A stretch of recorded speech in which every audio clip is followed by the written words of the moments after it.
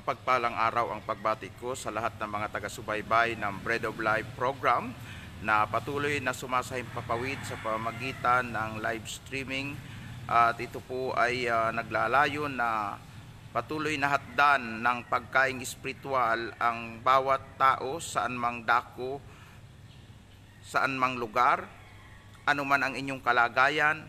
Nais ng Panginoon na kayo po ay patuloy na hatidan ng pagkain ng ating buhay espiritual.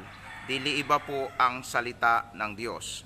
Kaya po ngayong umaga, bago po tayo magbasa ng atin pong pinaka-scripture at tumalakay sa natatanging paksa natin ngayong umaga tungkol sa idolatry, ay nais ko munang magpaabot ng pagbati sa ating mga tagapakinig. So unahin po natin ang ating mga tagapakinig dyan po sa lugar po ng New Zealand, sila Sister Lourdes, Sister Susan, sa ministry po na pinangangasiwaan ni Pastor Richard de la Puente, at ng iba pang mga kaibigan at kamanggagawa nating mga Pilipino dyan sa New Zealand. Magandang araw sa inyong lahat, at ganoon din sa ating mga masugid na taga-subaybay at taga-pakinig ng programang Bread of Life dyan po sa California. So bumabati tayo ng isang maalam na pagbati sa ngalan ng ating Panginoon sa mga taga San Jose, sa mga taga Fresno, dyan po sa lugar po ng San Francisco, sa Daly City, ganon din sa San Bruno, sa Sacramento, sa Hayward, sa lahat ng ating mga kaibigan at kamanggagawa sa iba't ibang lugar dyan sa California. Isang mapagpalang araw po ang pagbati ko sa inyong lahat. Alam ko hapon po dyan, paggabi po. Dito po ay umaga. At salamat na kayo ay naaabot ng ating programa sa pamamagitan po ng live streaming. At tayo po ay patuloy na magkaisa at magsama-sama sa pagsasalo-salo sa salita ng Panginoon. Ipaabot rin natin ang ating pagbati po sa kapatid natin sa Singapore o sa iba pang mga nakikinig dyan sa Singapore, Sister Julie, at sa iba pang mga taga-subaybay natin dyan po sa lugar po ng Japan, sa iba't ibang lugar po ng Japan. Nandyan po si Brother Elmer Mendez, nandyan po si Richard Sensioco, sila Melinda, at iba't iba pang mga kaibigan at kapatid natin, sila Eileen Dawi. Ay, ngayon po kasi nakapag-asawa na siya, kaya hindi na po siya Dawi, hindi ko na po matandaan yung apelyido. At ganun din yung iba pang mga kaibigan natin dyan sa Japan. Magandang araw at pagpalain tayo ng Panginoon. Sa atin pong mga taga-subaybay at taga-pakinig din po sa lugar po ng Korea, mapagpalang araw ang pagbati ko sa inyong lahat. At sa iba pang dako dyan sa lugar ng Canada, magandang araw po at mapagpalang oras ang nais kong ipaabot po sa inyo. Hindi ko po masyadong tansyado kung anong oras po dyan.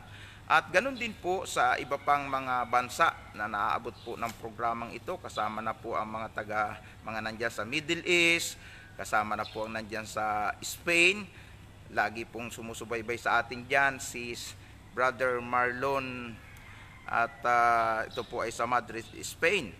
So sa iba pang mga lugar ng Asia, magandang umaga sa inyong lahat. At sa ating mga nandito sa Pilipinas, una po sa mga taga Luzon, so batiin po natin ang ating mahal na kaibigan, kamanggagawa, Father Archie Giriba, ang direktor ng Shalom Catholic Charismatic Ministry, at gayon din ang Jesus the Rock of Salvation sa pangunguna ni Pastor Rafe dyan po sa Pasig.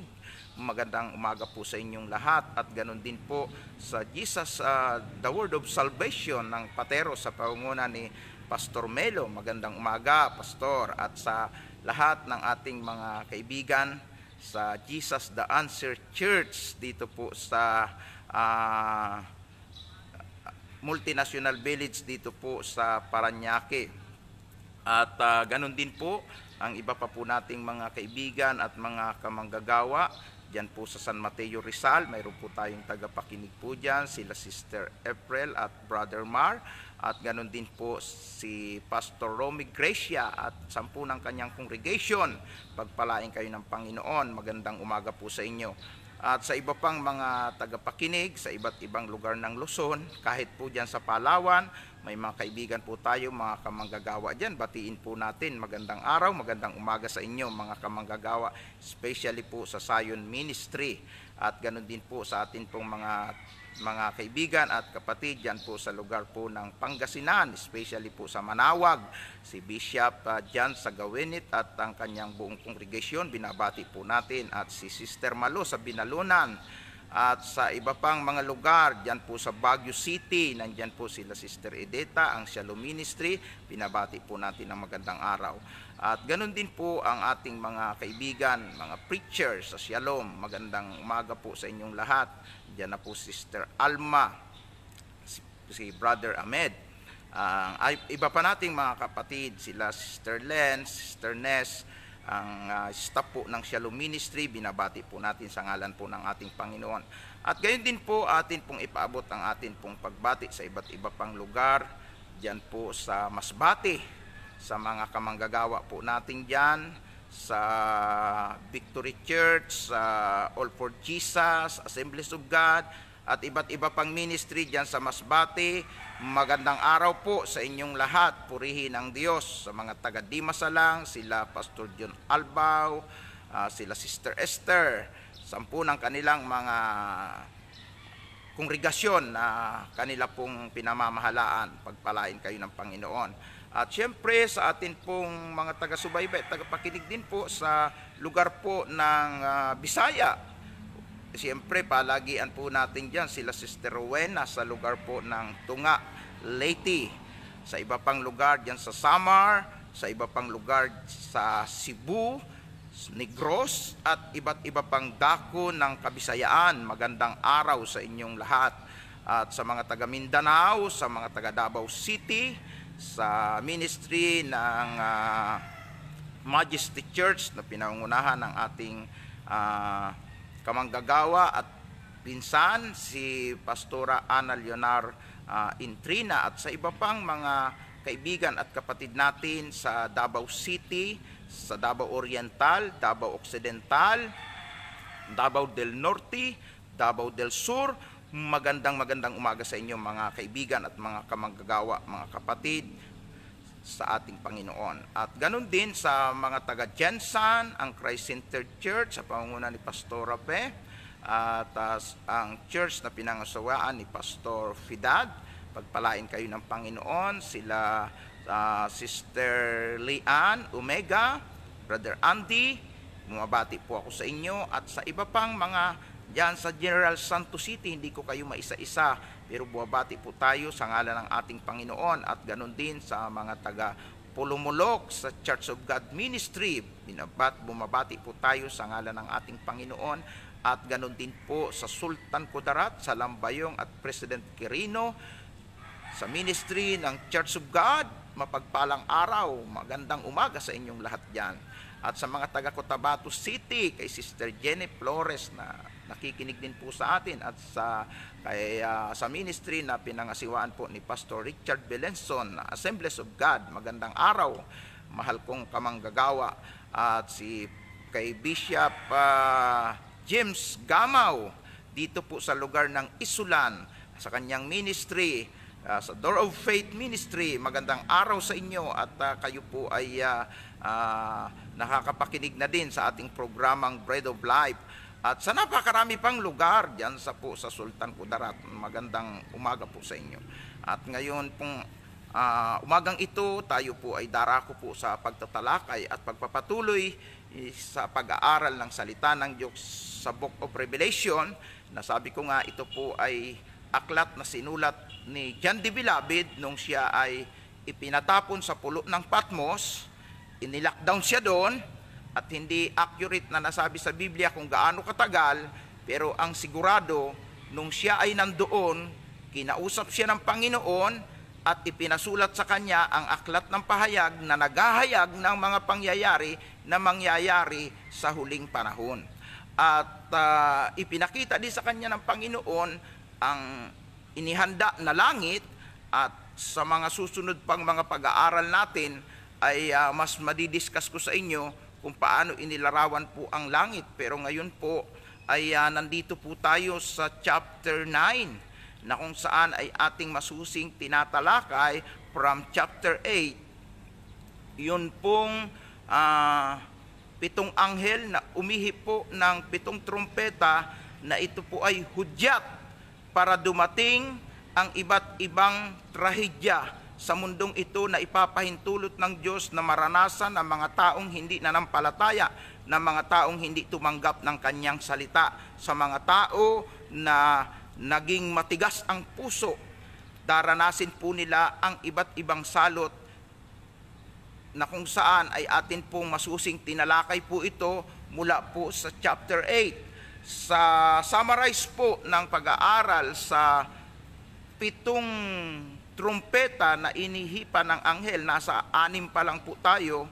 At yung una po, yung unang anghel ay umihip po para po umulan ng apoy at yelo. Yan po ay sa Revelation chapter 8 verse 7. So umulan ng apoy, yelo at dugo. At yung pangalawa naman po na anghel ay umihip at bumagsak po ang isang nagliliyab na bundok sa karagatan. At ika-3 bahagi ng nabubuhay sa karagatan ay namatay, na kung saan ito po ay naglalarawan sa pagbagsak ng asteroid.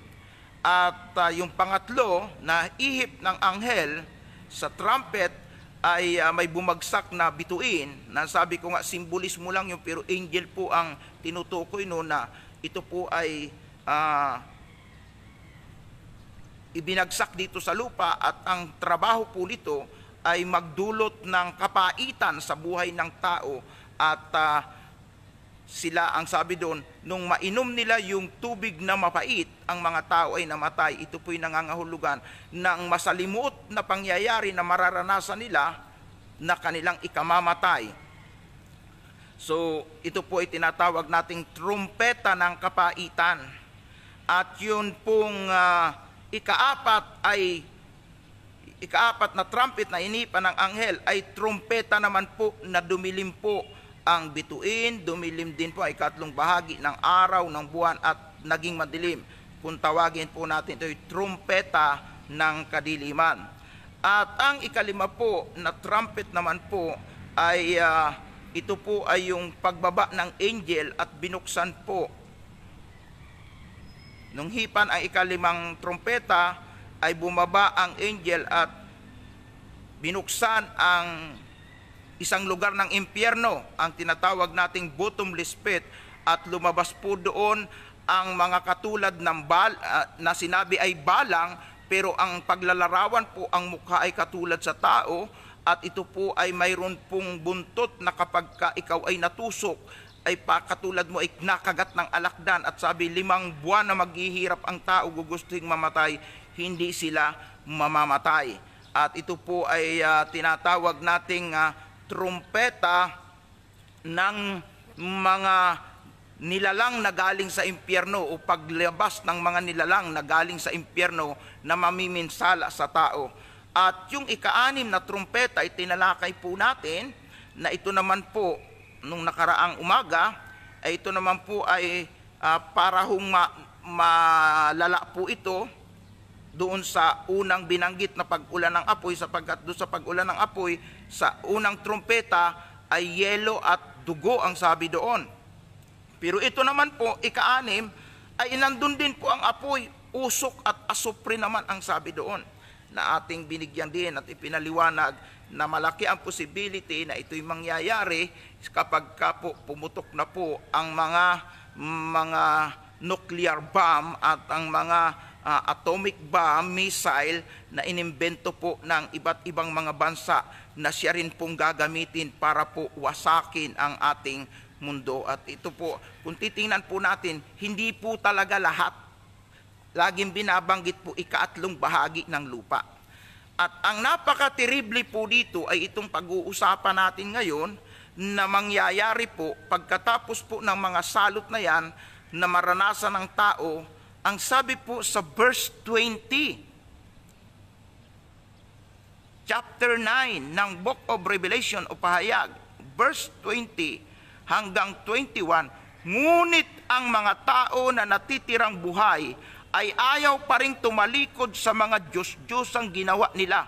Patuloy pa rin sila sa pagsamba sa masasamang espiritu at mga ribultong yari sa ginto, pilak, tanso at bato at kahoy. Ang mga ribultong ito ay hindi nakakakita, hindi nakakarinig at hindi nakakalakad. Ayan. Hindi rin sila nagsisi sa kanilang pagpatay, pangkukulam, sexual immoralidad at pagnanakaw. Tayo'y manalangin. Mahal na Diyos, iyo pong bendisyonan ang bahagi ng kasulatang binasa namin at buhat po sa bahagi ng kasulatang ito, ibigay po ninyo ang makapangyarihang mensahe na magdudulot po ng katatagan sa aming pananampalataya, magsisilbing pagkain ng aming kaluluwa, magpapalakas sa amin at magbibigay sa amin, Panginoon, ng tamang pananaw sa pagsamba at paglilingkod sa iyo. Pagpalain po ninyo ang bawat mga tagapakinig na ano pat ang iyong banal na Espiritu, Panginoon, ay kumilos sa kanila at buksan ang kanilang kaisipan, anumang pagkabulag sa kanilang espiritual na kalagayan. Ama, sa pangalan ni Jesus, dinadalangin ko, Panginoon, na buksan niyo ang kanilang espiritual na paningin at alisin mo ang pagkabulag upang makita nila ang liwanag ng mabuting balita na ipapangaral ng iyong lingkod. At ang iyong lingkod, puspusin mo ng iyong karunungan, ng iyong kapangyarihan, at magsalita kayo sa aking labi. At tunay nga na ang lahat ng makakarinig, lubos na mapagpala, mabago ang aming pananaw at maitama ang mali sa aming pananampalataya, ang mali sa aming mga paniniwala. Lord, ang iyong salita, sinabi mo nga sa sulat mo kay Apostol Pablo na ito ay kasangkapan para kami ay ituwid sa aming maling pamumuhay at akayin kami sa wastong pamumuhay at pabulaanan ang mga maling aral na aming tinanggap, na aming pinaniwalaan na hindi naaayon sa iyong mga aral at tuntunin. Salamat po aming Diyos, sa iyo ang pinakamataas na karangalan at kapurihan, sa pangalan na iyong anak na si Jesus. Ito po ang aking pagsamo at dalangin. Amen and amen and amen. Purihin ang Panginoon. Glory to Christ Jesus. Hallelujah. Mga iniibig kong mga tagapakinig at mga taga-subaybay, ang ating topic ay medyo po masilan sa mga sarado pa sa katotohanan tungkol sa tamang pagsamba. Kasi po pagka po pagsamba ang pag-uusapan natin ay marami po, iba-iba po ang paraan, iba-iba ang pananaw. Pero huwag tayo doon sa ating sariling pananaw. Huwag tayo doon sa kinamulatan natin. Kundi tingnan natin ano ba ang itinuturo ng Biblia na tamang pagsamba na gawin ng tao. Nakakalungkot pong isipin na sang-ayon po sa bahagi ng kasulatang binasa natin, nagkasalot-salot na ang mundo, dinatnga na ng asteroid, inulan na ng apoy, inulan na ng yelo, dinatnga na ng mga nilalang na galing sa impyerno. Pag nakagat ka ay kahit gustuhin mong mamatay, hindi ka mamamatay, kundi maghihirap ka ng 5 buwan. At iba pang mga masasalimuot na mangyayari. Ang sabi po ng kasulatan, kahit dinanas na ng mundo ang iba't ibang trahedya, ang sabi po doon, hindi pa rin tatalikod ang mga tao sa maling pagsamba. Grabe, no? Talagang ito pong idolatry, yung pagsamba sa hindi tunay na Diyos sa mga nilikha ng kamay at isip ng tao, hindi talaga ito basta pala maaalis. So kahit po maraming nananalangin, maraming nangangaral tungkol dito, marami ang nagagalit. At hindi ko nga, alam mo ninyo, kahit ako po, hindi ko gusto na saktan ang aking tagapakinig. Lalo na kung ikaw ay namulat sa ganitong paniniwala. Sapagkat tayo po ay namulat sa paniniwala na sa paglapit sa Diyos kailangan mayroong imahe. Na sa paglapit sa Diyos ay pwedeng gumamit ng ibang pangalan, lalo na kung ito ay mga taong banal. Kung ito ay tinatawag nating mga santo at santa. So, Iniisip ng marami na, pwede kong sambahin ang Diyos, pero dadaan muna ako kay San Pedro, kay San Pablo, kay Mama Mary. Dadaan muna ako sa mga kilalang patron sa aming bayan, sa aming barangay, kasi may mga patron-patron dyan eh. Kung anong pangalan yan, kung Immaculate Conception, Ina ng Laging Saklulo, pero halos puro kay Mary yan. Na gusto nila pag lumapit sa Diyos, mayroon pang ibang dadaanan. Ito ba itinuturo ng Panginoon? Hindi. Sapagkat iisa lang ang daan sa paglapit sa Diyos. Si Jesucristo. John 14:6, sabi ni Jesus, ako ang daan, ako ang katotohanan, ako rin ang buhay. Sino man ay hindi makakapunta sa Ama kung hindi sa pamamagitan ko.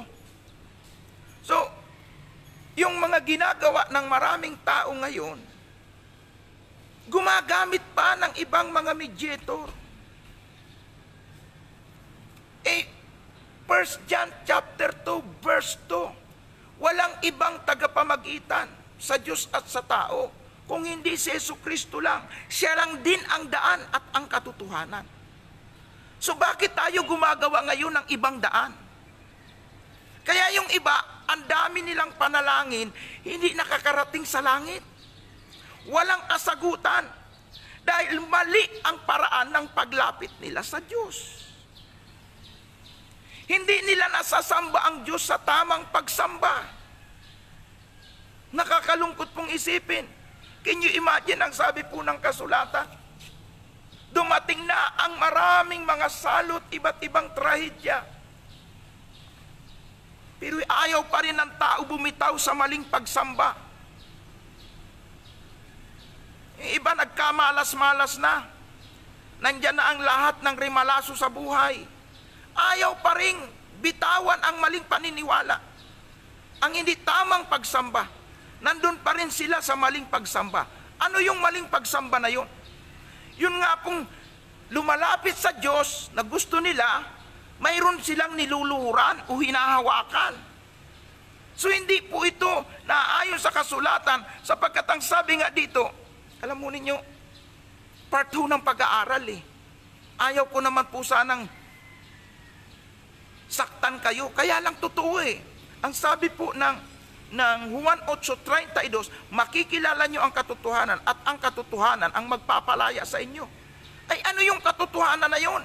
Na dapat makilala ng tao at paano maranasan ng tao ang kalayaan. Ang katotohanan po, ang katotohanan tinutukoy dyan, walang iba kung hindi ang salita ng Diyos. Kaya nga saligan ito ng katotohanan. Binanggit ko minsan nung ako'y mangaral, 2 Timothy 3:15, na dapat mong maalaman mula sa pagkabata, ang banal na kasulatan ay nagtuturo ng katotohanan. At sabi dito, mula pa sa pagkabata, ito'y nagtuturo din sa atin ng kaligtasan. So pagdating po sa katotohanan, Biblia po yung saligan natin. Kaya nga sa korte ginagamit ito eh. Pag manunumpa yung tao, sasabihin, ikaw ba'y magsasabi na pawang katotohanan lamang? Ang sagot nung nanunumpa, kung totoo talaga, yung iba sinungaling, upo. At sa kanilang panunumpa, nandun ang Biblia.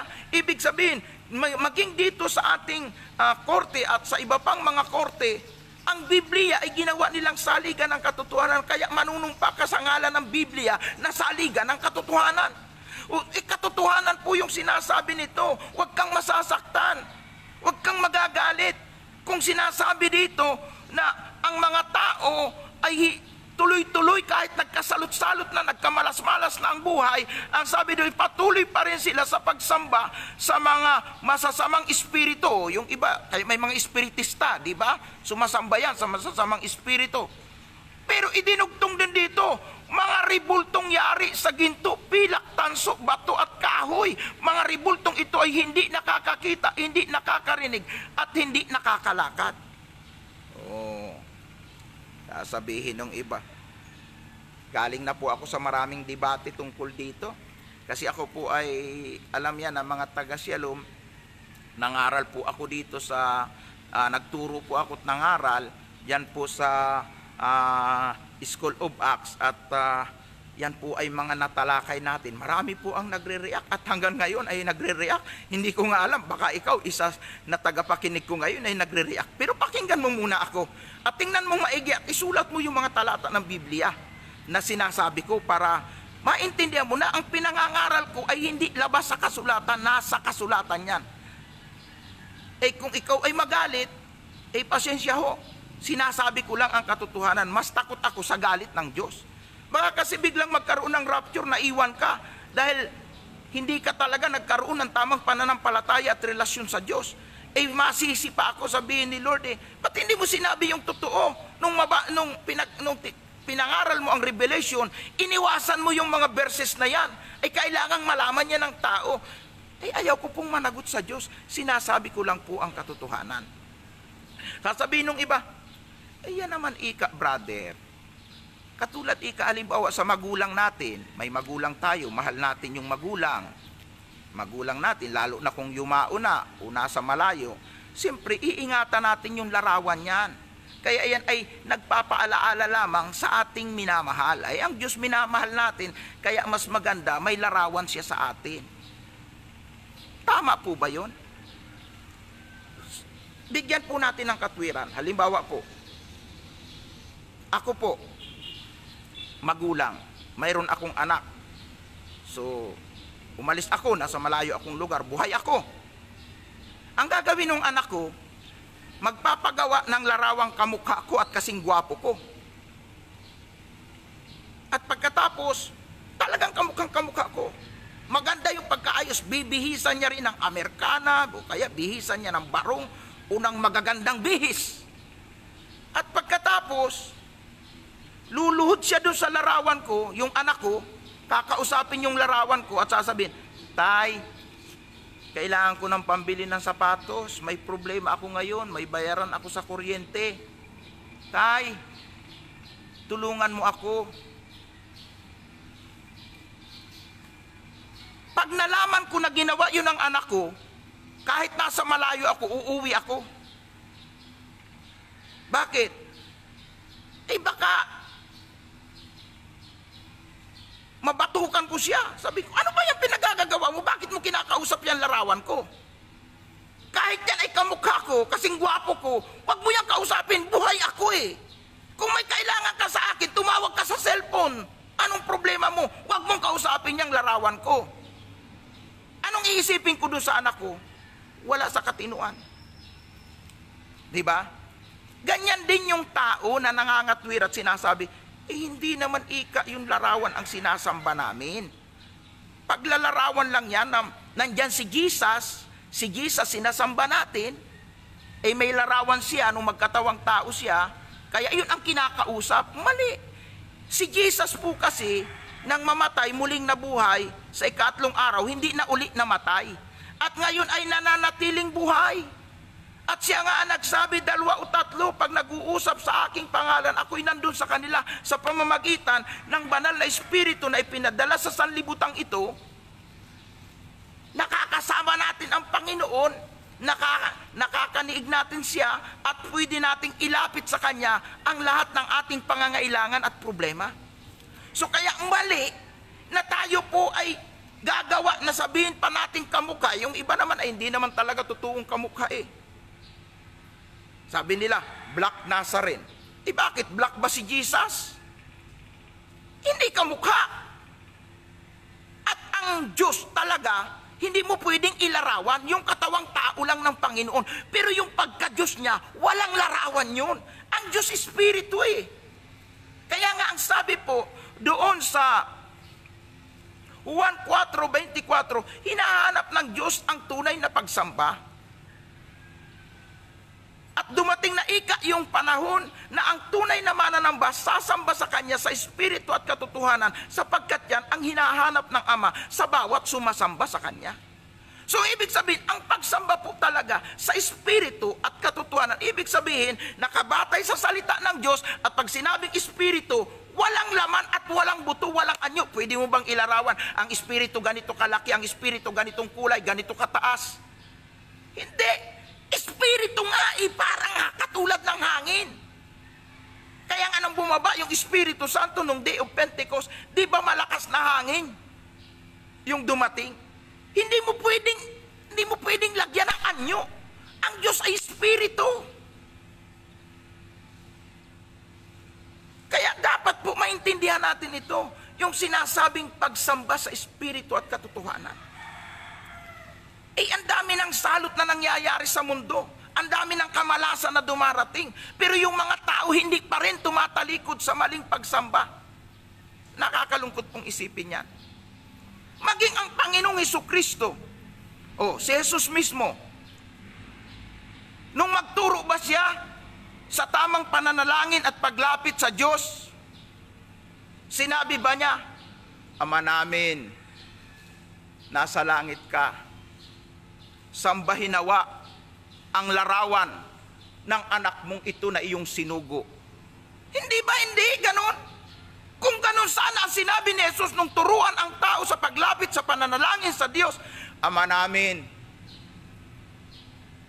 sambahin nawa ang pangalan at larawan ng bugtong mong anak. Hindi ipinasasamba ng Panginoong Hesus ang kanyang larawan dahil hindi naman talaga siya patay, buhay siya. At saan mang dako ang tao naroon, kung siya'y mayroong pananampalataya, pwede niyang sambahin ang Panginoon. Pag sinabing sa Espiritu, batay sa nasusulat, sa katotohanan.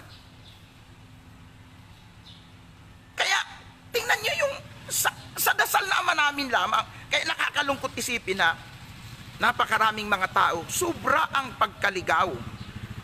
Sobra ang pagkaligaw. Bakit ko po nasabi? Tiyan mo ha, nananalangin ang Ama namin, sumasalangit ka, sambahin ang pangalan mo.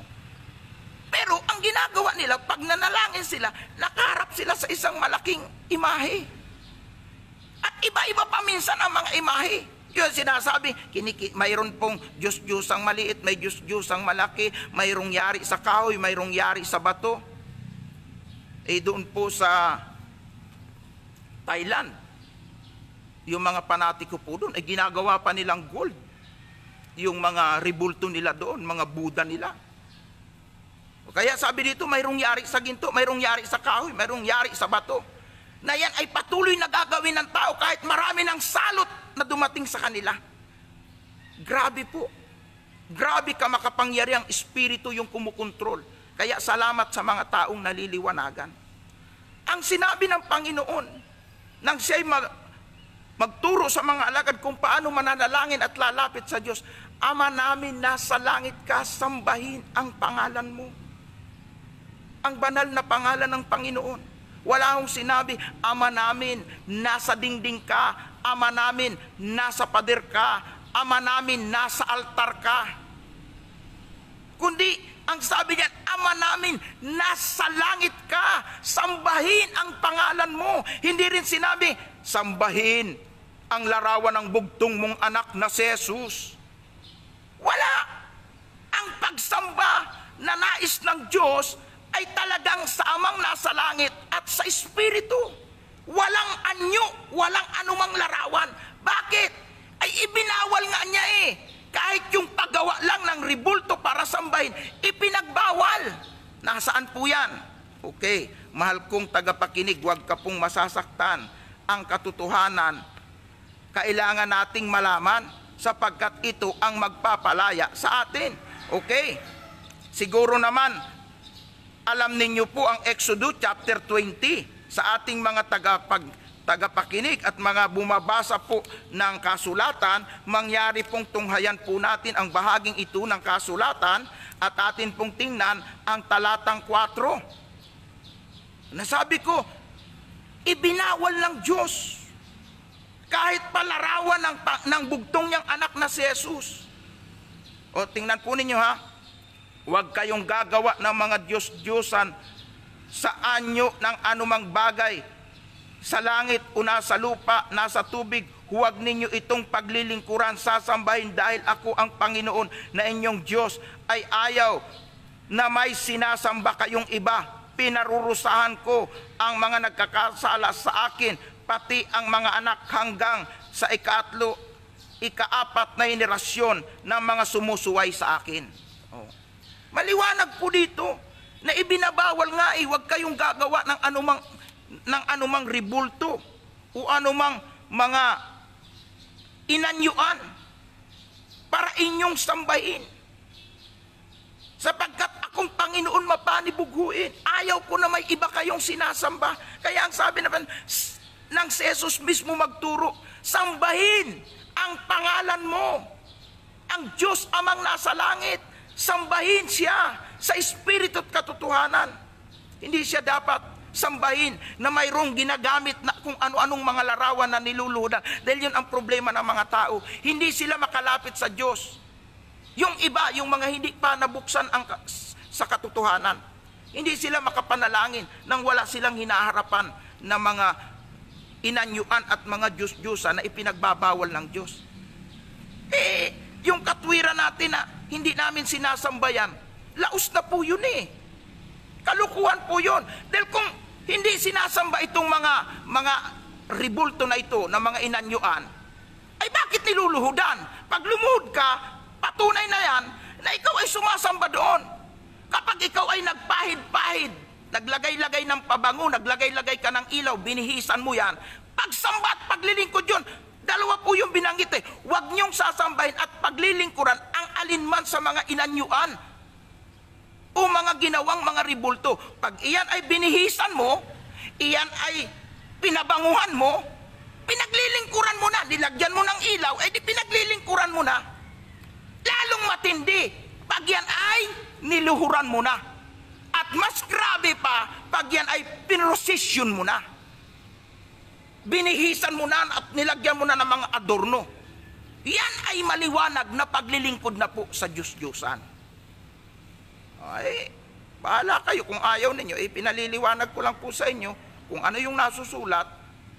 Sabihin natin ito kasi kung hindi ko ito sabihin, ayaw ko namang managot ako pagdating ng araw na hindi ko itinuro ang purong katotohanan. Nangangaral ako ng tungkol sa Book of Revelation, tapos pagdating dito, iiwasan ko ito dahil ayaw kong may masaktan.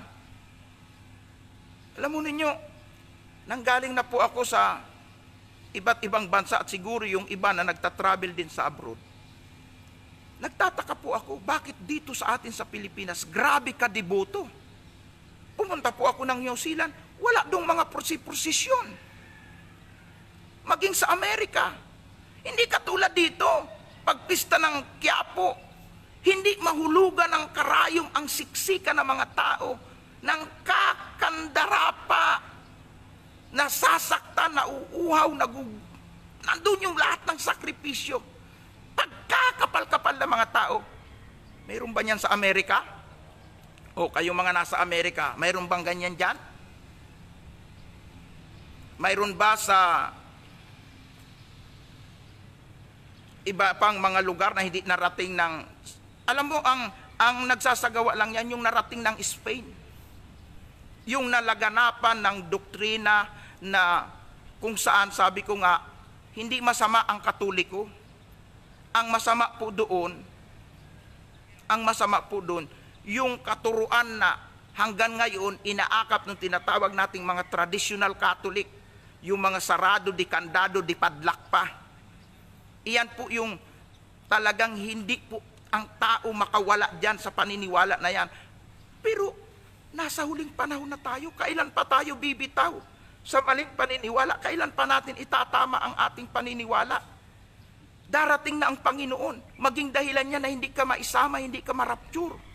Kasi hindi ka kumikilala sa tunay na Diyos. Wala ka sa tunay na pananampalataya.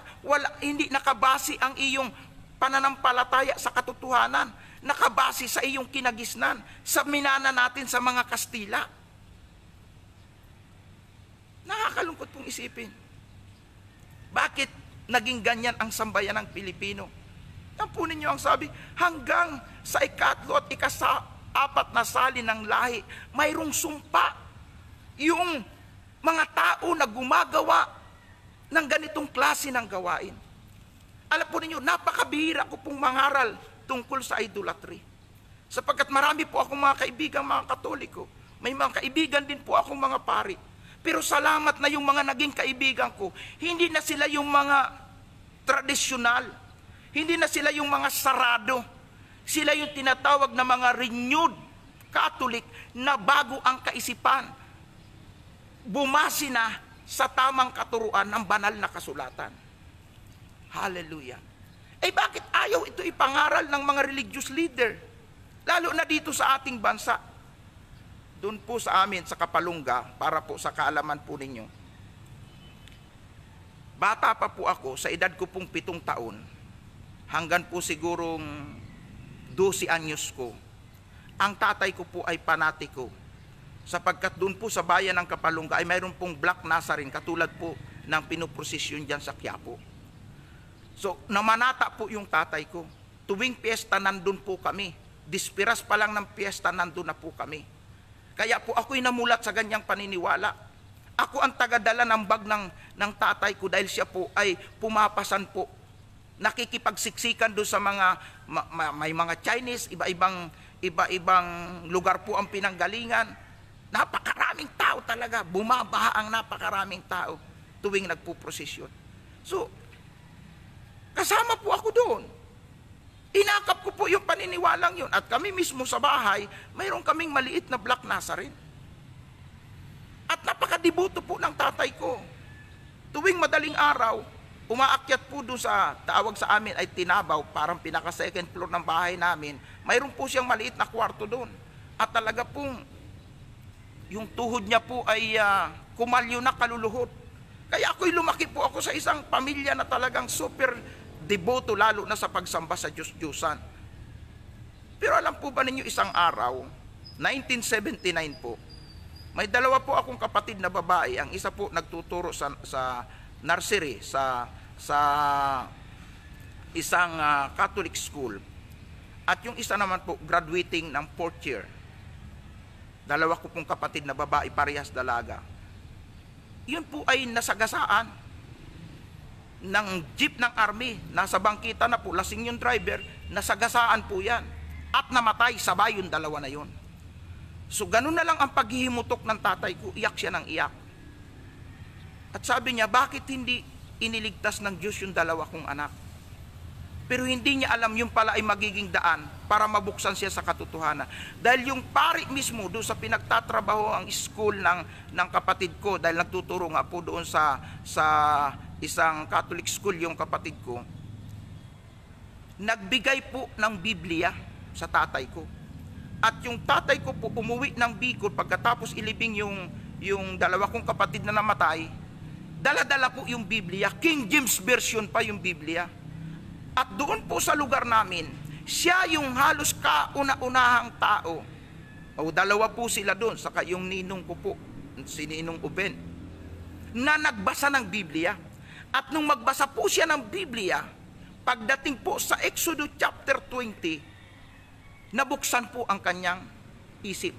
O kaya kayo, kung hindi pa kayo nabubuksan, magbasa kayo ng Exodus chapter 20, lalo na yung verse 4. At mula noon, sabi niya, mali pala itong ikang mga natutunan kong ito sa aking mga magulang. Ay napakadeboto niya. Hindi lang po siya deboto, antingan po siya. At patuloy siya, nagbasa ng Biblia. Ay yung Biblia po ay saligan ng katotohanan. Natuklasan niya ngayon ang katotohanan. At sa pamagitan ng tatay kong ito, nakakilala rin po ako, nakakilala rin ang mga kapatid ko. Kaya ho kami, halos 3 pastor po kaming magkakapatid. So, nabuksan kami sa katotohanan. Kaya yung tao, para mabuksan sa katotohanan at makita niya ang tamang pagsamba, kailangan niyang magbasa ng Biblia at maniwala ka sa Biblia na saligan ng katotohanan. Kasi pag iyan ay pinaniwalaan mo na ng 100%, yung mali mong paniniwala, itutuwid po niyan. Maliwanag po yan. 2 Timothy 3:15-16. Itutuwid ka sa liko mong gawain sapagkat ang Biblia ay saligan ng katotohanan. Ay yung mga natutunan natin na dinala sa atin ng mga Kastila, ng mga maling paniniwala, mababali po yan. Sapagkat ang Biblia saligan ng katotohanan. Ay wala tayong magagawa kasi nung mga unang kapanahonan, ang Biblia po hindi malayang pag-aralan eh. Maging ang mga Kastila noon, hindi ibinunsod ang mga tao sa pagbabasa ng Biblia. Kaya nga si Dr. Jose Rizal sumulat ng Noli Me Tangere, ay isa siya sa sumasansala sa mga katuruan na ipinatutupad ng mga Kastila nung kapanahon ng yun, nang dalhin dito ang Katolisismo sa Pilipinas.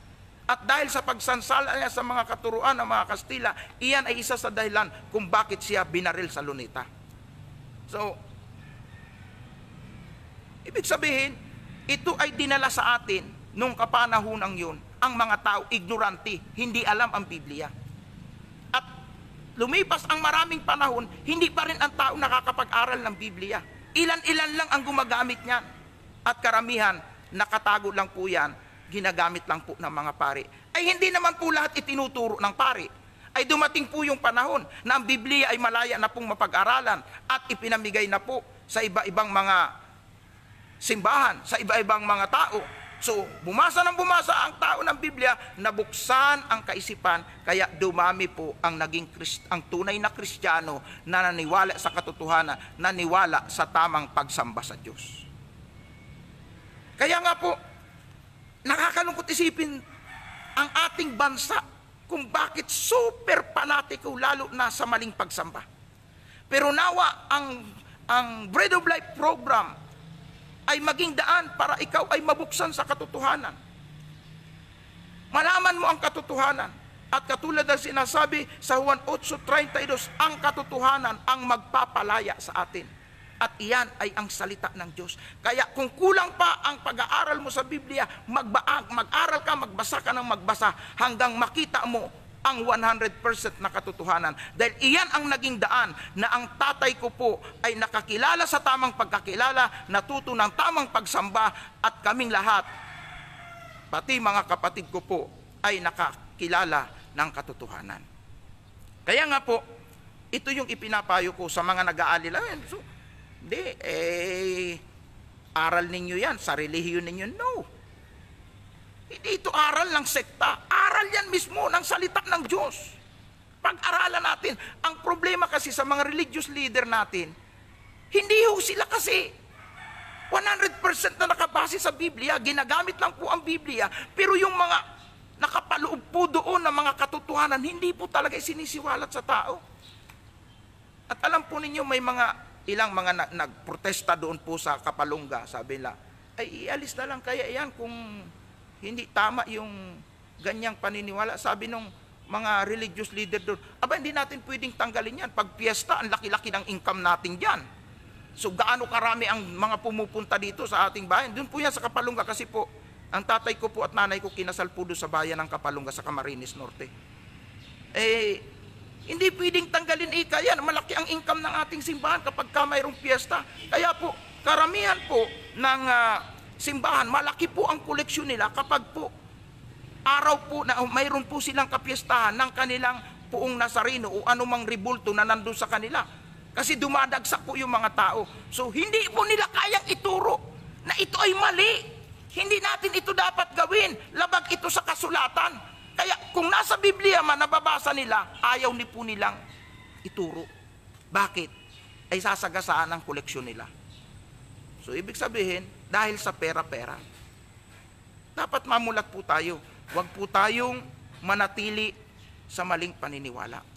Gusto pa po ninyong madagdagan ang ilang mga katotohanan at lalo ninyong makita ang malaking kalukuhan na natutunan natin na itinuro sa atin nung panahon ng mga Kastila na inakap na po ng ating mga magulang at pati tayo ay nalinlang. Okay. Inilarawan po sa Isaiah 44 kung paano po ang ginagawa sa mga Diyos-Diyosang ito. Sabi po dito, makinig po kayong mabuti. Ang karpentero naman ay sumusukat ng kaputol na kahoy, ginuguhitan niya ito ng anyo ng tao, pagkatapos uukit siya ng magandang larawan ng tao sa pamagitan ng kanyang mga gamit para ilagay sa isang templo at para may magamit siyang kahoy. Pumuputol siya ng cedro, encena, sepre sa kanyang itinanim sa kagubatan. Nagtatanim din siya ng mga puno ng abeto at sa kadidilig ng ulan ay tumutubo. Ang ibang piraso ng kahoy ay ginagamit niyang panggatong para mapainit at panluto ng pagkain. Ang ibang piraso ng kahoy ay ginagawa niyang ribulto na niluluhuran at sinasamba. Ang ibang piraso naman ay pinanggagatong niya at sa baga nito'y nag-iihaw siya ng karne. Pagkatapos kumakain at nabubusog, nagpapainit din siya sa apoy at sinasabi niya, ang sarap ng init.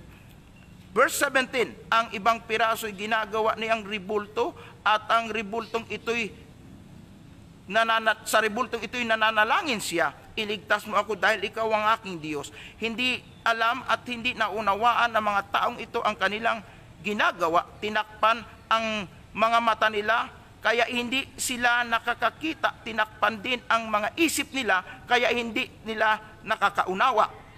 Sapagkat nakakaisip na magsabi, hindi nila naiisip ang kaputol ng kahoy na pinangluto ko sa pagkain ay pinang-iyaw ng karne at aking kinain ay gagawin ko bang kasuklam-suklam na ribulto ang natirang kahoy? Sasambahin ko ba ang isang pirasong kahoy? Verse 20, ang mga gumagawa nito'y parang kumakain ng abo. Ang hangal niyang isip ang nagligaw sa kanya at hindi niya maililigtas ang kanyang sarili at hindi siya papayag na ang ribulto na nasa kanya ay hindi Diyos. Grabe, no? So sa binasa po nating bahagi ng kasulatan, isulat po ninyo. O doon sa mga hindi pa masyadong naliliwanagan, kulang kasi yung pagtatalakay na 1 oras lang. So isulat po ninyo itong scripture na ito, Isaiah 44 verse 13 to 20. So tunghayan po ninyo sa inyong mga Biblia at makikita ninyo talagang nandyan sa kasulatan, inilarawan po na yung mga tao ay kumukuha ng isang kahoy. Yung iba sabi nga, inalagaan muna yung kahoy. Sabi nga nung ibang mga gumagawa at umuukit, mas maganda daw gawin yung puno ng santol So kung ano-ano pa mang mga ginamit na kahoy sa paggawa ng ribulto, ay hindi natin alam yan. Pero ang malinaw na inilalarawan ng Biblia, ang isang panday kumukuha ng kapirasong kahoy, ginuguhitan, inuukit hanggang sa ito'y maging anyong tao. Pagkatapos babarnisan niya, pakikinisin niya. Yung ibang piraso niyan, pwedeng iniluto niya, ginamit niya sa pagluto, inihawan niya ng karne. Ganun po ang ibig sabihin ng ating binasa. Kaya lang, pag ito'y naayusan niya at nabihisan niya, ang isang pirasong kahoy na ito luluhuran. Kung hindi man siya ang lumuhod dahil ibinibenta niya, dahil ito'y business niya, niluluran ng maraming tao at ang mga tao nananalangin sa harapan noon. At ito'y ginagawa nila na katulad na hindi lang talaga kundi sa pag ang tao deboto po talaga, hinahalik-halikan nila ito, binibihisan, nilalagyan ng ilaw. Ang bawal ho kasi sa kasulatan, yung paglingkuran mo yan Kasi sabihin natin, masama pala yung larawan, bakit tayo nagpapapicture? Nagpapagawa pa tayo ng mga kwadro sa bahay, mga magagandang larawan natin, ay bawal pala yan. Actually, kung tutuusin, hindi naman masama ang larawan Ang masama lang, kapag iyan ay niluhuran mo na, binihisan mo na, nagdalangin ka na dyan, yun ang po ang tinutukoy sa Biblia na pagsamba sa Diyos-Diyusan. Paglilingkod sa Diyos-Diyusan. At hindi natin pwede ikatwiran yun. Nagpapaalala lang yan na yung taong yun banal, yun ay mahal natin, kaya nilalagay natin dyan. Yung mahal mo ba? Ipoprosesyon mo ba yan? Gagawan mo ng larawan na kamukha nung mahal mo at pagkatapos kakausapin mo yun, alam mong buhay yung mahal mo? Di ba hindi? Common sense lang, mag-isip-isip nga tayo. Gamitin naman natin yung mga sentido kumo natin. Paganahin naman natin yung utak natin. Di ba hindi? Kahit kamukha ko pa ang isang larawan, kung yung anak ko kakausapin na yung larawan ko at luluhuran, babatukan ko yan. Sasabihin ko, buhay na buhay ako, bakit kinakausap mo yan? Isipin ko, nasiraan na yan ang ulo. Ganyan ang tao, na pikit mata, na ginagawa itong maling pagsamba sa Diyos. Kaya po, ang liwanag po ng Isaiah 44, at ang malungkot po dito, sabi po dito, napakahirap ng ituwid ng kanilang maling pag-iisip. At hindi na sila basta maniniwala na yung kanilang pinaniniwalaan ay mali. Iyan po yung tinutukoy dito.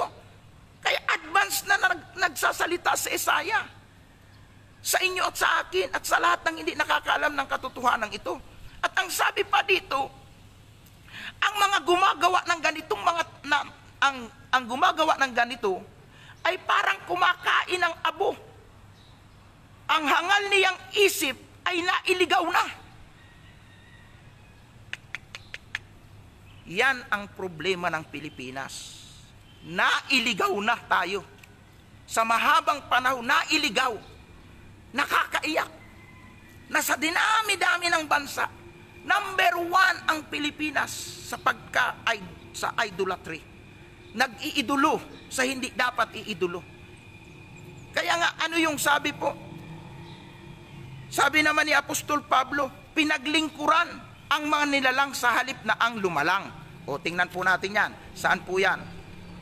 So, hinahabol ko po yung oras. Ang dami pa pong pwede nating basahing verse. Kaya lang po hahaba po ng gusto yung oras natin. Pero ito lang po ay ilang mga nagpapatunay na itong mga tao na nabulag na ang pag-iisip ay dapat po talagang maliwanagan. Mag-aral ng salita ng Diyos para maliwanagan. Ito po. Simulan po natin sa Roma chapter 1 verse 18. Ipinapahayag ng Diyos mula sa langit ang kanyang puot o galit sa lahat ng kasamaan at kalapastangan ng ginagawa ng mga tao na siyang pumipigil sa kanila para malaman ang katotohanan tungkol sa Diyos. So, galit na galit ang Diyos pala. Matinding kalapastanganan sa Kanya na yung alam mong katotohanan ay pipigilin mo at hindi mo ipapahayag sa mga tao. Yun yung sinasabi ko sa inyo na ipinangangamba ka o kinatatakot ko po. Na alam ko ang katotohanan ito, hindi ko isiwalat, hindi ko sabihin. Maraming tao maiwan sa rapture, maraming tao mapunta sa impyerno, maraming tao dadat nga ng iba't ibang mga salot. Kailangan ipahayag ang katotohanan. Ano po yung katotohanan dapat nilang malaman? Verse 19, sapagkat ang katotohanan tungkol sa Diyos ay maliwanag sa kanila dahil inihayag ito sa kanila ng Diyos. Ayan. 20, totoong hindi nakikita ang Diyos.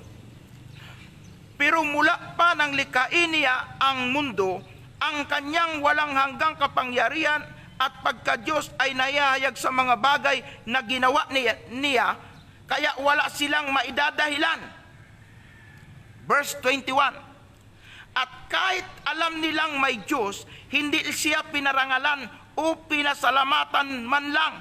Sa halip, ibinaling nila ang kanilang pag-iisip sa mga bagay na walang kabuluhan. Kaya napuno ng kadiliman ang mga hangal nilang pag-iisip. Verse 22, nagmamarunong sila pero lumitaw na sila'y mga mangmang. Bakit? Sapagkat pinagpalit nila ang dakila at walang kamatayang Diyos sa mga Diyos-Diyosang anyong tao na may kamatayan, sa mga ibon, sa mga hayop na may 4 na paa at mga hayop na nagsisigapang. Ayan. Bakit daw po naging mangmang ang tao? Naging hangal ang kanilang pag-iisip? Bagamat kilala nilang may Diyos at alam nilang may Diyos, naghaka-haka pa rin sila mula sa kanilang puso ng maling kaisipan. Sapagkat ang sabi dito, mga nagmarunong man sila pero sila'y mga mangmang. Bakit tinawag silang mangmang? Sapagkat ipinagpalit nila ang dakilang Diyos sa mga Diyos-Diyosan o mga nilalang. Sa halip na yung lumalang, na yung Diyos na lumikha ng langit at lupa ang dapat paglingkuran, kausapin, luhuran at dalanginan, ang dinalanginan na yung mga nilalang. At sila pa ay gumawa ng mga anyo, ng mga ribulto at Diyos-Diyosan, at ito na ang kanilang dinalanginan. Grabe, no? Akala nyo wala sa Biblia? Aliwaliwanag ko. Sabi ni Apostol Pablo, lumitaw, sila'y mga mangmang, sapagkat ipinagpalit nila ang kadakilaan ng Diyos. Ang Diyos na walang kamatayan sa mga Diyos-Diyusan o mga inanyuan na katulad sa mga inanyuang ibon at hayop. O di ba, makakakita kayo, may mga rebulto na nagpo-procession. Doon po sa amin kasi, ang rebulto po namin ay, si San Martin po ay mayroon pong aso. O di ba, may rebulto na mayroong kalabaw, tapos mayroon ding rebulto na may kasamang manok, rebulto ng manok. Di ba? Iba-ibang anyo. Mayroon ang rebulto na mayroon diyang nakalagay sa paanan na pa, kung ano-anong mga anyo. Iyon yung tinutukoy, na doon ibinuhos ng tao ang kanilang pagsamba.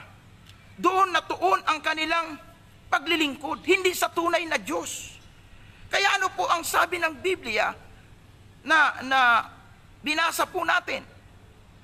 Kaya hinayaan na sila, verse 24, kaya hinayaan na sila ng Diyos sa maruruming hangarin ng kanilang puso hanggang sa gumawa sila ng kahalayan at kahiyahiyang mga bagay sa isa't isa. Ano yun? Ipinagpalit nila ang katotohanan tungkol sa Diyos sa kasinungalingan. Ayan, sinamba nila at pinaglingkuran ang mga nilikha sa halip na ang manlilikha na dapat papurihan magpakailanman. Roma 1:25, basahin po ninyo. Oh, di ba ang liwaliwanag na sinasabi dito, ipinagpalit nila yung katotohanan, ang katotohanan tungkol sa Diyos, ang totoong pagsamba sa Espiritu katotohanan, pinalitan nila ng kasinungalingan. Sinamba nila at pinaglingkuran ang mga nilikha sa halip na ang manlilikha. Oh, yan yung sinasabi ko. Yan ang malaking kasalanan na ginawa ng tao. Sabi diyan, kalapastanganan yan na mayroong lumikha na dakilang manlilikha na buhay na nakakakita sa atin na anumang oras lumud tayo, tumawag tayo, dumaing tayo, naririnig niya tayo, nakikita niya tayo, anumang oras, saan ka man naroon, saan mang dako ng mundo ikaw na nakapwesto, nakikita ka ng Diyos na yan. Tapos ang gagawin mo, kakausapin mo yung mga ginawa lang ng mga magagaling na mga taga-ukit. Tapos makikipag-usap ka. Kahit pa sabihing santo yan, nilalang pa rin yan ng Diyos. Ay santo naman ika, yun banal naman yun. No, sinabi ba makipag-usap kayo sa mga nilalang kong santo? Wala. Kahit isang bahagi ng kasulatan, wala kayong mababasa na pwede tayong makipag-usap sa mga nilalang ng Diyos na ginawang santo. Hindi pwede. Sapagkat isa lang yung pwedeng lapitan, ang Panginoong Hesukristo na Diyos na nagkatawang tao, na siyang daan para ang tao makapunta sa Ama. Kung sinabi lang po sa Biblia, paglapit ninyo sa akin, dumaan din kayo sa aking lingkod na si San Pedro. Dumaan din kayo kay San Pablo. Dumaan din kayo kay Maria na kinasangkapan ko para ipanganak ang aking bugtong na anak. Di ba wala? Wala talaga, wala. Ay saan natutunan yan? Sa maling relihiyon na ipinamana sa atin ng mga Kastila. Iminulat tayo sa maling paniniwala. Kaya nga si Dr. Jose Rizal ay kauna-unahang tagapagbasa ng Biblia noon ay sumansala sa pagtatatag ng Katolisismo dito sa Pilipinas na siyang dahilan kung ba't siya po ay ipinapatay. Magbasa ho tayo.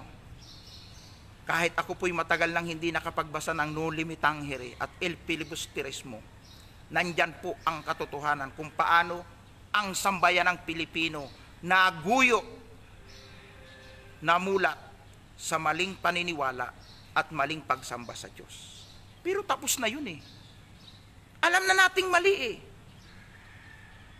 Iwanan na natin, itama na natin yung sarili natin. Papabayaan ba natin na katakot-takot ng salot ang dumating, hindi pa rin tayo hihinto diyan sa maling kinamulatan natin? Aba, nasa sa inyo yan. Pero wala akong pananagutan sa inyo. Pag kayo nabulid sa impyerno, hindi kayo nakasama sa rapture, huwag niyong sabihin walang nagpaalala sa inyo. Sige, gawin nyo. Labanan nyo ang aral ng Diyos.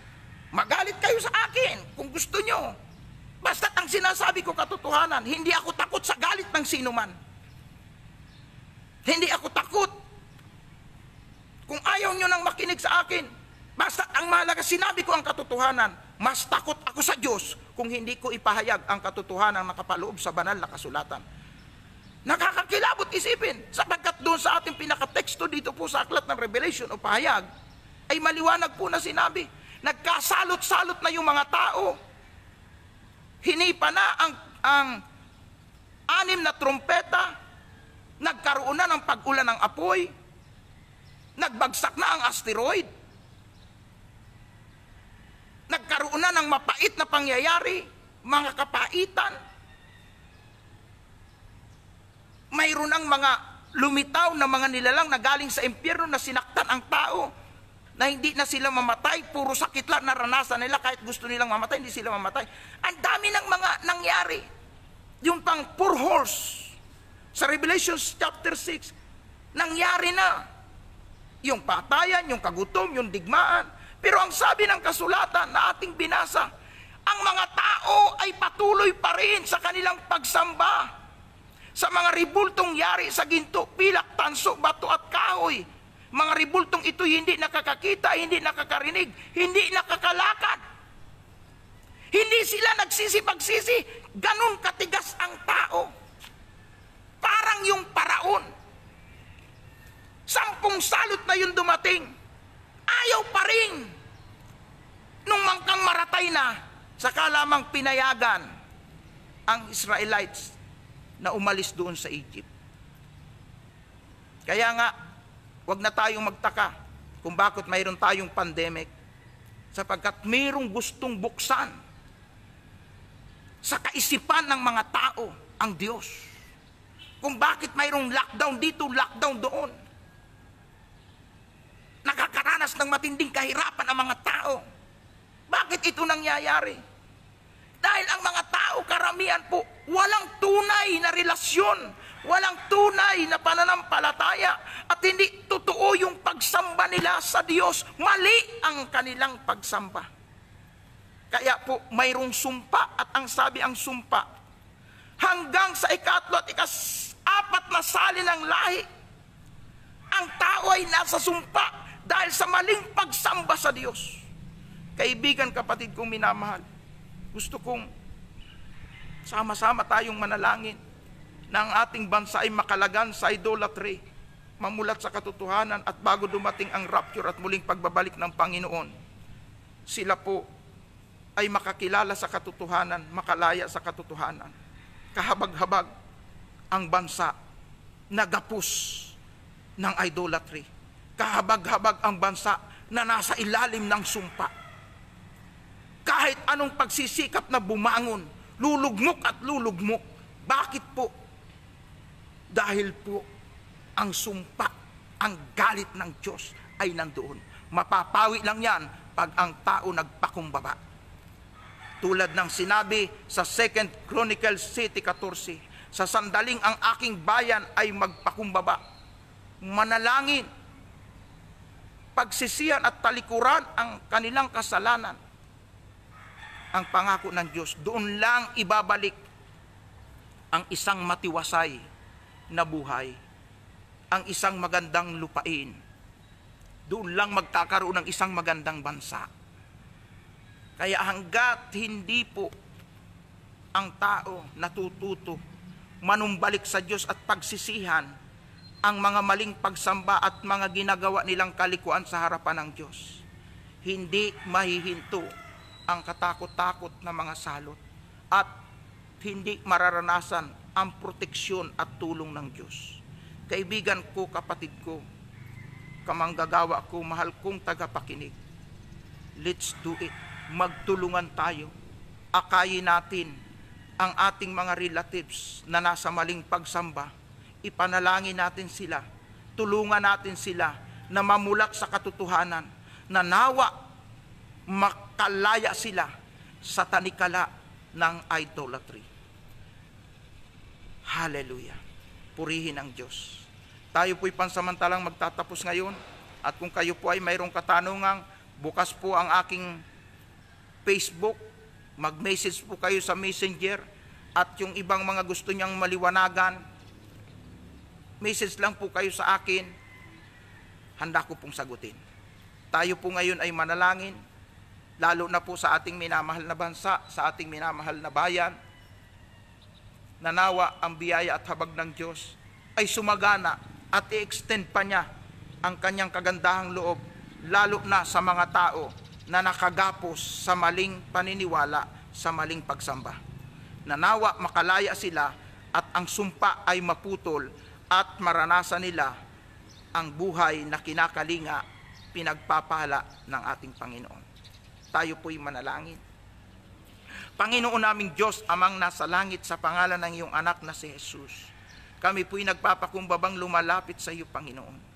Humihingi po kami ng paumanhin sa lahat ng aming sala, sa lahat ng aming pagkukulang. Lalong-lalo na, Panginoon, sa mga panahon na kami ay naguyo sa maling pagsamba at paniniwala. Panginoon, tulungan mo kami, lalong-lalo na ang lahat ng aking mga tagapakinig na hindi pa po malinaw na naintindihan ang bagay na ito. Idinadalangin ko na ang banal na Espiritu ay kumilos at maliwanagan ang kanilang kaisipan, at mula ngayon ay hanapin nila ang katotohanan at palayain sila ng katotohanan. Mula ngayon ay matuto sila ng tamang pagsamba sa Espiritu. Matuto sila ng tamang pakikipagrelasyon sa iyo. Matuto silang magtiwala sa tunay at buhay na Diyos.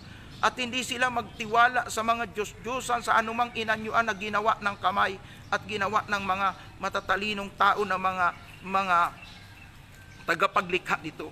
Diyos na mahabagin, extend your grace, Lord. Kahabagan mo ang aming minamahal na bansa. Nanawa, Panginoon, ito po'y makalaya sa sumpa ng idolatry.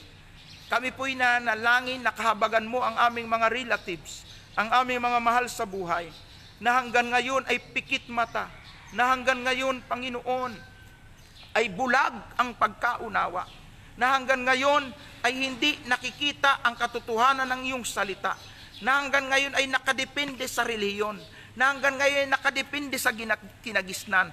Ama, sa pangalan ni Jesus at sa kapangyarihan ng Espiritu Santo, nanalangin kami, Panginoon, na sila'y makalagan at makalaya sa pangalan ni Jesus. At tunay nga, Panginoon, ang katotohanan, Panginoon, ang siyang susi para po sila ay magkaroon ng tunay na kalayaan.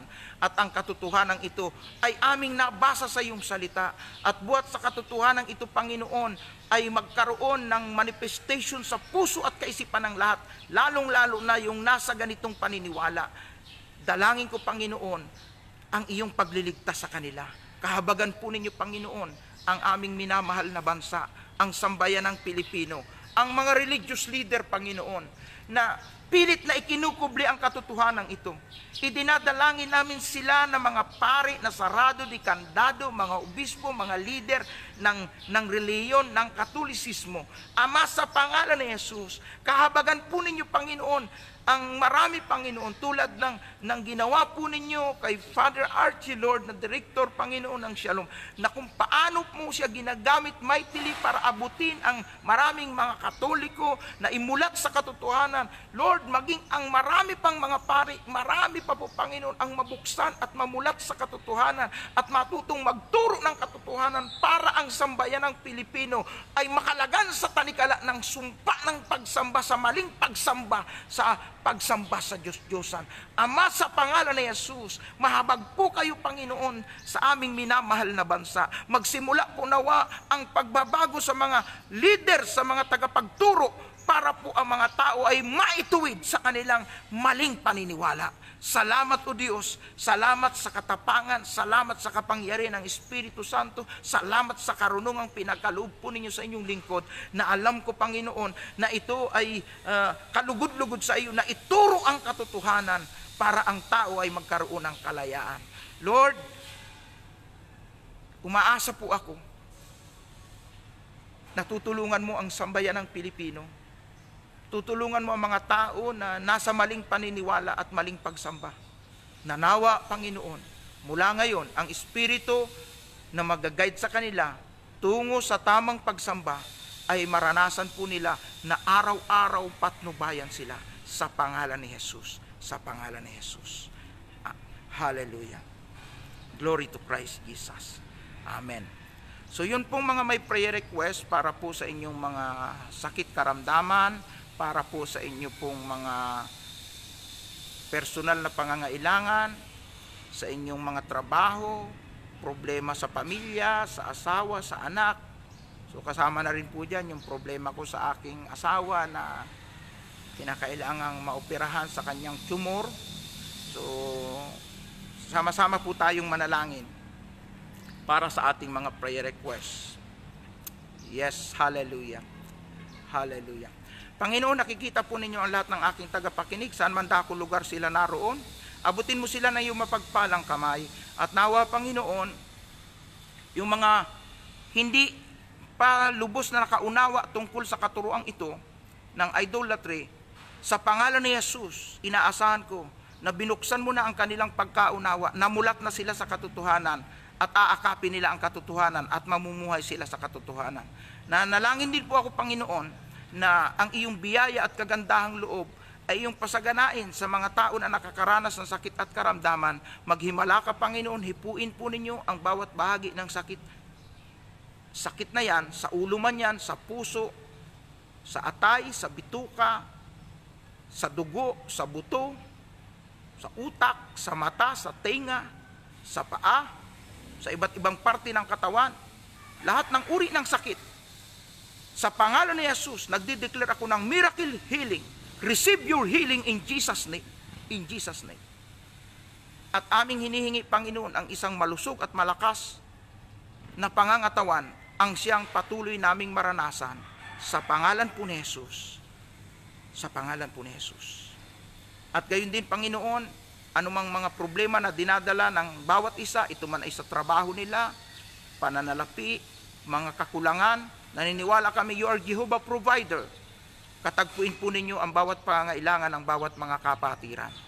At gayon din, Panginoon, yung mga kapatiran na may mga problema sa kanilang mga anak, sa kanilang mga asawa, anumang problema yan, lalo na po, Panginoon, yung mga pamilya nila na gusto nilang masave na hindi pa nakakilala sa iyo. Ang mga prayer request patungkol sa kaligtasan ng kanilang sambahayan, abutin mo, Panginoon, at kumilos nawa ang iyong banal na Espiritu upang ang bawat pamilya, kapamilya ng aking mga tagapakinig, Panginoon, ay mabuksan sa katotohanan, makalaya sa katotohanan, makalaya sa kalikuan at makilala ang katotohanan.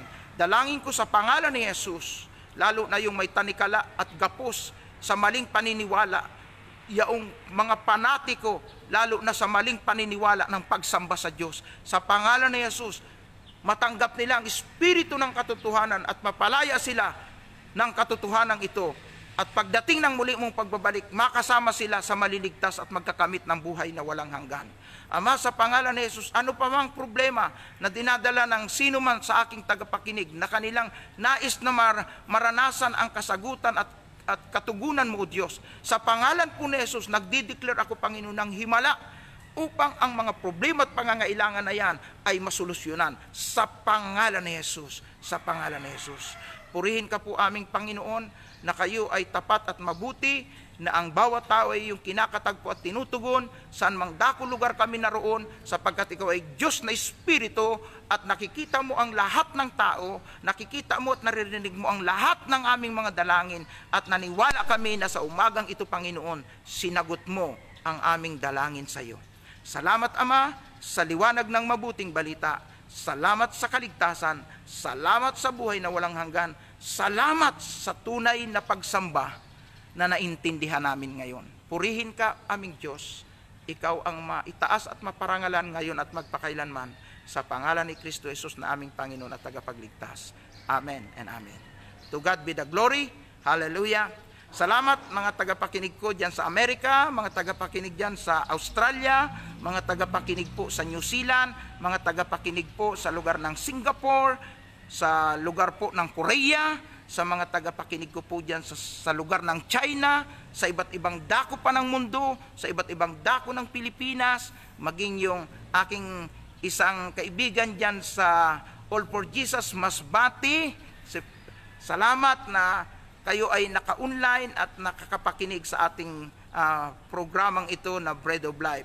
Sa lahat po, saan man kayo naroon, isang mapagpalang umaga po. Muli ang inyong lingkod, Evangelist Rodrigo Bacos, nagpapaabot sa inyo ng isang mapagpalang araw. God bless you po sa inyong lahat. Purihin ang Panginoon hanggang po sa muli. bukas ng umaga, alas 6, magsama-sama po tayong muli sa programang Bread of Life.